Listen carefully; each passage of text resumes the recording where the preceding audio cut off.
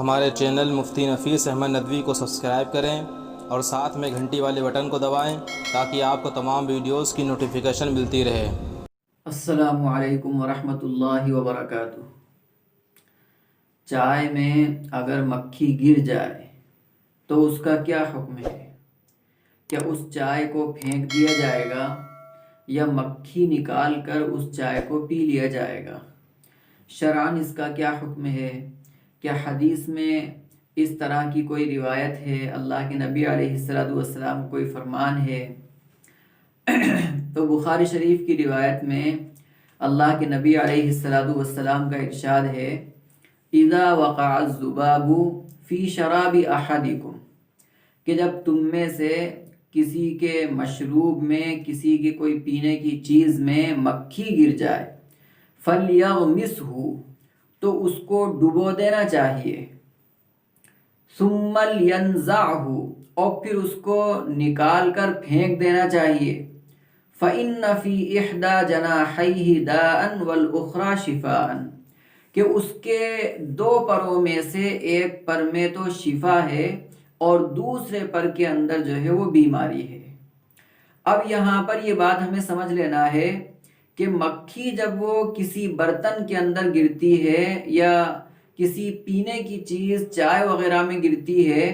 تو وہ سب سے اول تو اپنا وہ پر یا وہ بازو برتن میں ڈالتی ہے جس میں جو بیماری والا ہوتا ہے، جس میں نقصان کا اندیشہ ہوتا ہے۔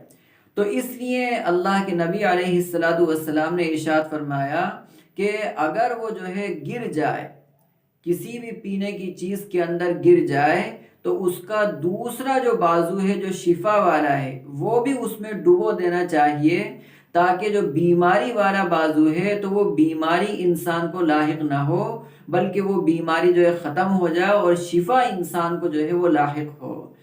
اب یہاں پر یہ مسئلہ کہ بہت زیادہ گرم چائے جو کھولتی ہوئی چائے ہے اس میں اگر جو ہے وہ مکھی گر جائے تو اب انسان کیا کرے؟ تو اس کے لیے حکم یہ کہ بہت زیادہ کھولتی ہوئی اور گرم چائے میں اگر مکھی گر جائے گی تو وہ تو مکھی جو ہے بالکل اس میں جھلس جائے گی اور وہ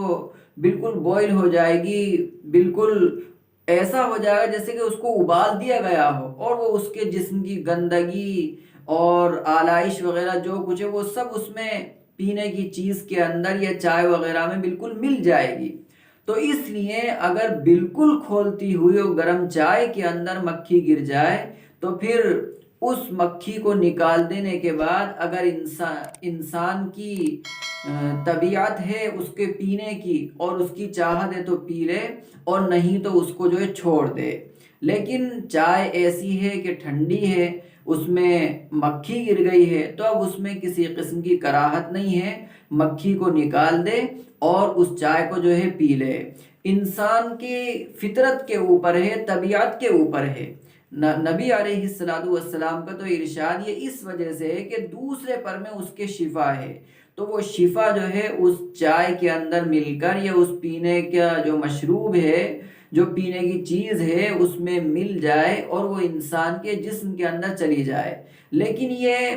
واجب نہیں ہے، فرض کا درجہ نہیں ہے۔ انسان کی طبیعت اگر گھن کرتی ہے تو پھر انسان اس کو نہ پیے، اس کو چھوڑ دے، اور اگر جو ہے انسان کی طبیعت گھن نہیں کرتی تو پھر اس مکھی کو نکال کر اس کو پھینک دے اور اس چائے کو جو ہے پی لے۔